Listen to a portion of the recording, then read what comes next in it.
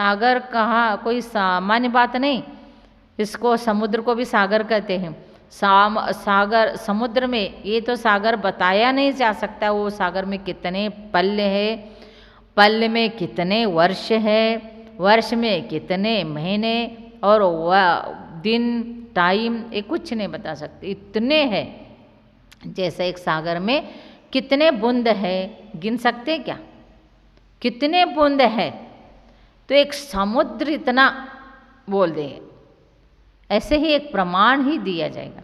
तो ऐसे सागर से आयु है, अर्थात इतने सागर तक वहाँ पर नरक में दुख भोगना पड़ता है। पहला नरक में एक सागर उत्कृष्ट आयु है, और कम आयु तो आगे आएगा, लेकिन है कम आयु, जगन्य आयु 10,000 वर्ष, और बीच का कितना भी है 10,000 के ऊपर और एक सागर के नीचे बीच का आयु कितना, जैसा बीच का आयु मध्यम आयु बांधा श्रेणिक राजा 84,000 वर्ष का।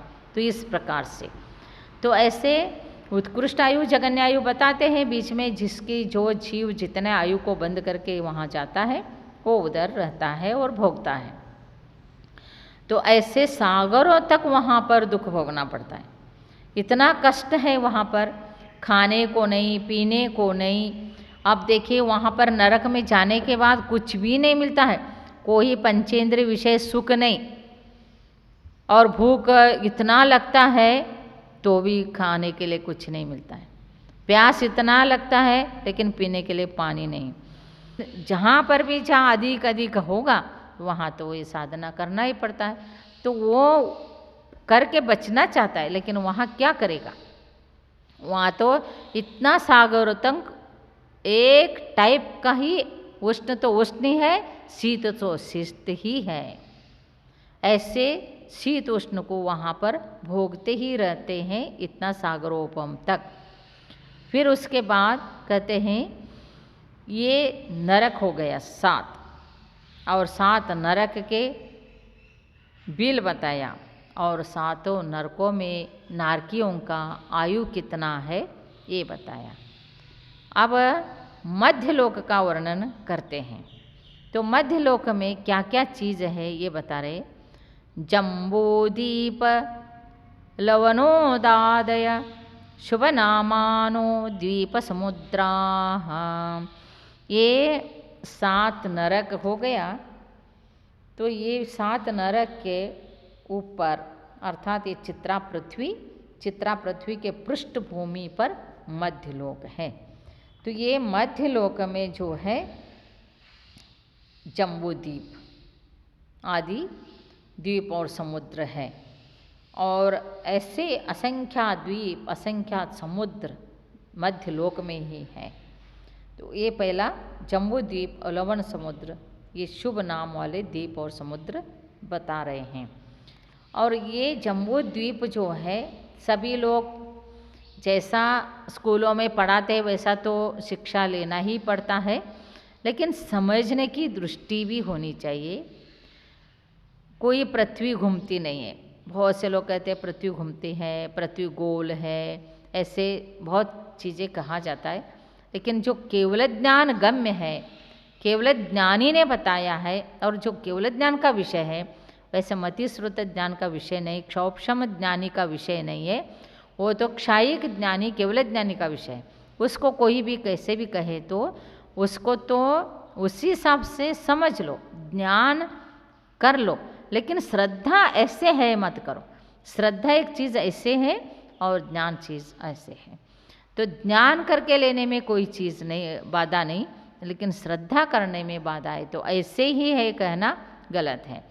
तो हमारे यहाँ क्या कहा है, जम्बूद्वीप, जम्बूद्वीप जो है फर्स्ट मध्यलोक में जम्बूद्वीप असंख्या द्वीप असंख्या समुद्र के बीचों बीच है, और लवण समुद्र उसके बहुत ही लवण समुद्र है। शुभ नामानो द्वीप समुद्र, ये शुभ नाम वाले द्वीप और समुद्र है। वो कैसे है, द्विर विष्कंभा पूर्व पूर्व परिक्षेपिणो वलयाकृतया, वलय मीन्स जैसा चूड़ी होता है ना उस आकार से, जैसा जम्बूद्वीप जो है ऐसे समझ लो गोल आकार का है, ऐसे ऐसे जम्बूद्वीप है गोल थाली के समान है जम्बूद्वीप। फिर वो थाली के समान जो जम्बूद्वीप है, इसका विस्तार वगैरह बताएंगे, इसमें कितना पर्वत है, समुद्र ये क्षेत्र है और सरोवर है, ये सब बताएंगे। तो ये जम्बूद्वीप जो है वो थाली के आकार में है, थाली जैसा फ्लैट है, गोल है, लेकिन गेंद जैसा गोल नहीं है, थाली जैसा गोल है। गोल में भी बताने में फर्क है, कोई गेंद जैसा बताएगा तो ऊपर एक अमेरिका इधर है, ऑस्ट्रेलिया इधर है, भारत इधर है, ऐसे चीज़ें बताते जाते हैं। ऐसे नहीं, एक फ्लैट है और गोल है थाली जैसा, तो उसमें वो चीज़ है।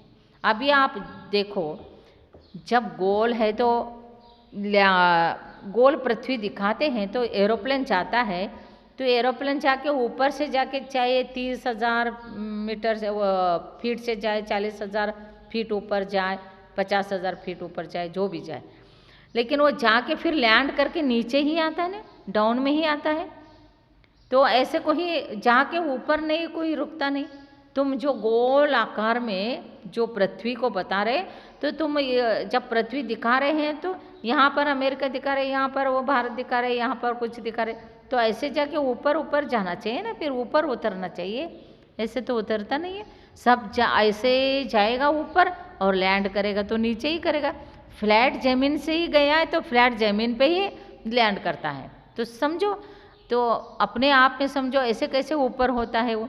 और गेंद जैसा हो गया तो यहाँ हो गया, फिर यहाँ हो गए तो एरोप्लेन यहाँ उतरना चाहिए, तो ये नीचे का फ्लैट में क्यों आता है। तो इसलिए साइंस वाले मतिश्रुत ज्ञानी है, अल्प ज्ञानी है, क्षौपशमिक ज्ञानी है, अपने विचार के अनुसार को ही चीज़ को बनाते हैं, बताते हैं, तो वो चीज़ सारे रियल नहीं होता है। हर चीज़ में सत्य ही है ये नहीं समझना। पौद्गलिक मैटर है, अर्थात मैटर जिसको कहते हैं, वो परमाणु से सब कुछ बनता है, तो परमाणु के अंदर ऐसी शक्ति है जो जैसा बनाया जाएगा वैसे बनाते हैं, तो उसमें तो वो सक्सेस है, वो चीज़ तो ठीक है। कोई चीज़ बनाते, जैसा एक लेडी है तो रोटी भी बनाते, लड्डू भी बनाते, बर्फ़ी भी बनाते, एक आइटम में कितने सारे चीज़। ऐसे पुद्गल मैटर में, पुद्गल में कितने परमाणु है, अलग अलग परमाणु से अलग अलग उनको चीज़ को मिला के कोई चीज़ बनाते हैं। तो ये बनने की चीज़ अलग है और एक कथन करने की चीज़ अलग है। जो दूर है, अंतरित है, कालांतर है, उस चीज़ को आप केवली जैसे कहा है वैसे ही मानना होगा, वैसे ही श्रद्धा करना होगा।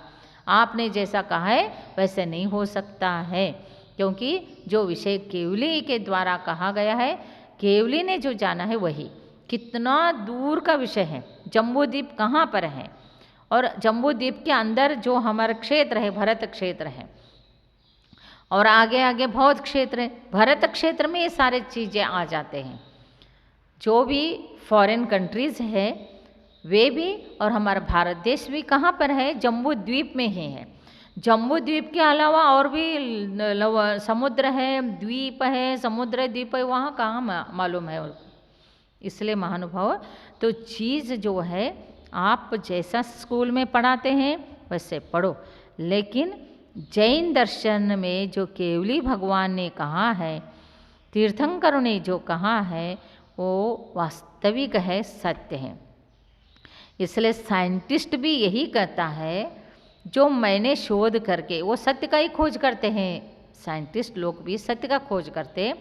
सत्य का खोज करते समय वो ये नहीं कहते कि मैंने जो खोज कर दिया यही सत्य मानो, ऐसे नहीं कहते। वो भी साइंटिस्ट जितने भी वैज्ञानिक लोग हैं वो भी ऐसे नहीं कहते हैं। वो कहते हैं कि मैंने तो ऐसे रिसर्च करते करते यहाँ तक पहुँचा, इसके आगे आपके बुद्धि से आप आगे रिसर्च करो और क्या सत्य है उसका खोज करो, ऐसे कह के वहाँ एंड करते हैं।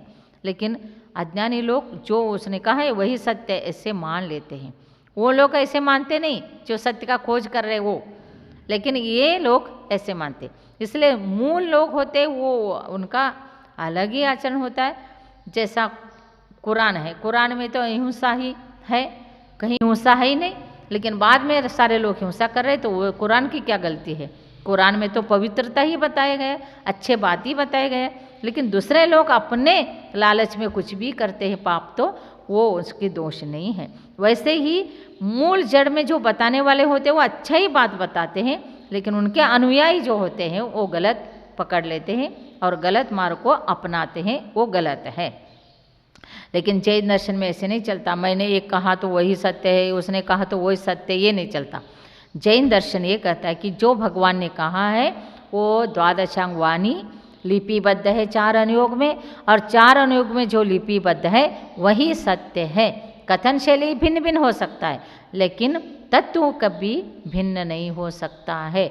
इसलिए महानुभाव जम्बू द्वीप जो है, जम्बू द्वीप जिसको हम ये लोग कहते हैं 3 लोक के नक्शा तो ऐसे खड़ा बता ही दिया, मध्य लोक के वर्णन चल रहे। मध्य लोक में जम्बू द्वीप थाली के आकार में है, ये समझ लेना। और उसके बाद द्विर द्विर इष्कम्बहा, द्विर द्विर मीन्स दुगुना दुगुना उसका विस्तार होते हुए पूर्व पूर्व परीक्षणों, पहले का दूसरे से घेरा हुआ है, दूसरे का तीसरे का चौथा में घेरा, ऐसे घेरे हुए हैं।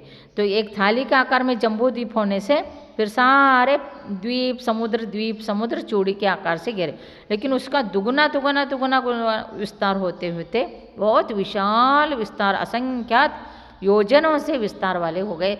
लास्ट का समुद्र होगा स्वयंभू रमण समुद्र। तो महानुभाव ऐसे सारे मध्यलोक में विस्तार पूर्वक द्वीप और समुद्र है।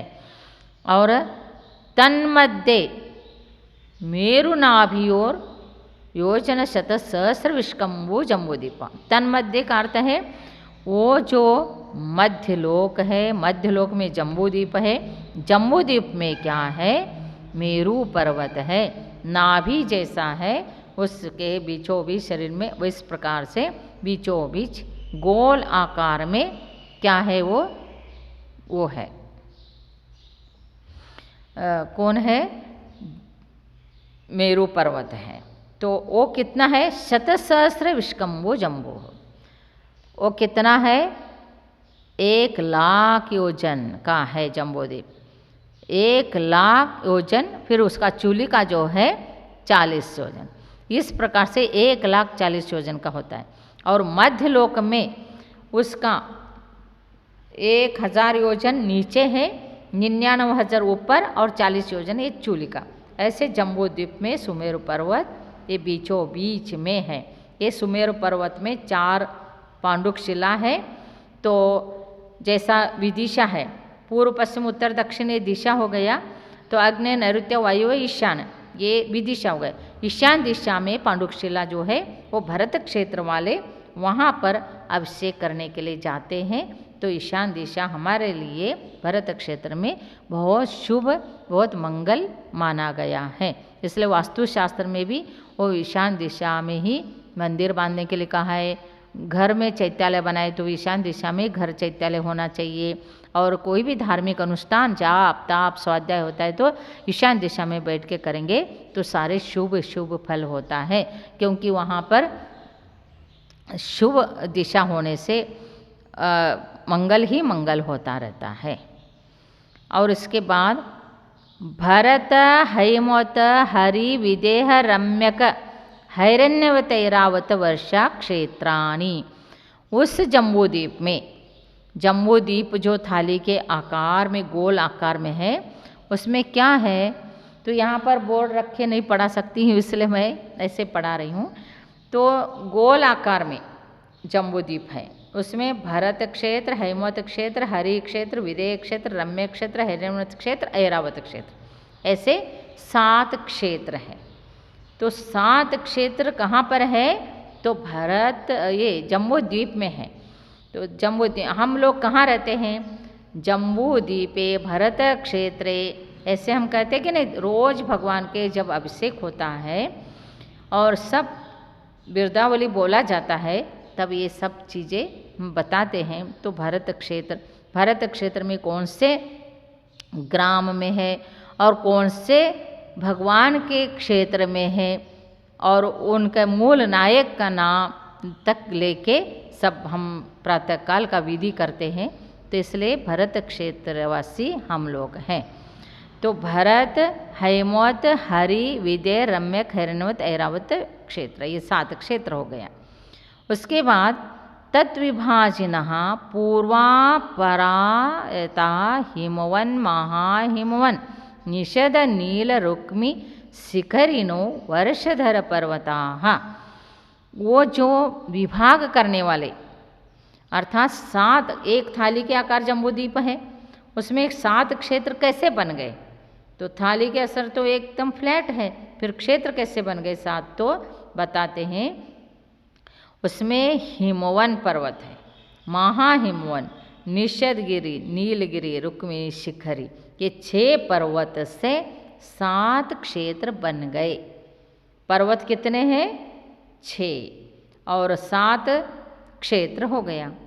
तो एक दीवार खड़े करेंगे तो 2 रूम हो गया ना, वैसे 6 पर्वत होने से 7 क्षेत्र हो गया। तो उसको विभाजन करने वाले ये पर्वत है, इसको वर्षधर पर्वतः कहते हैं। ये पर्वत कैसे हैं आप सुनेंगे तो आश्चर्य करेंगे।